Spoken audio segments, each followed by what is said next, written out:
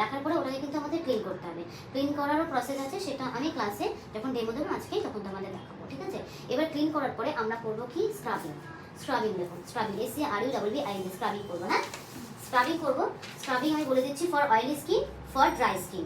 দুটো স্কিনের প্রোডাক্ট আমাদের সবসময় রাখতে হবে, একটা প্রোডাক্ট দিয়ে দুটো স্কিনের কাজ হবে। টোনিং এর টোটাল প্রসেস হবে 5 মিনিটস, বুঝছো? টোনিং এর টোটাল প্রসেস 5 মিনিটস। হ্যাঁ, এবার টোনিং এর পরে আমরা কি করব, প্রথমে করব হচ্ছে একটুখানি জেল দিয়ে মাসাজ। আমি এটা করে থাকি, সেটা হচ্ছে অ্যালোভেরা জেল, যে কোনো স্কিন হোক অ্যালোভেরা জেল দিয়ে মাসাজ হবে। তাহলে মাসাজ লেখো, হাত করে হ্যাঁ হলো। চলো এভাবে করতে করতে তবে এরকম যা উপরে ওঠো, এখানে আঙুল দিয়ে ক্লিন করো, এই যে এভাবে, হ্যাঁ ক্রস করে এই যে এইভাবে করো এইভাবে, ঠিক আছে? আবার গালে চলে যাও, বারবার রিভার্স করবে গালটাতে, ঠিক আছে? এরকম নয়, সোজা, হ্যাঁ ঠিক আছে। চলো এটা সিজার, এটাকে বলে সিজার করছে, ঠিক আছে?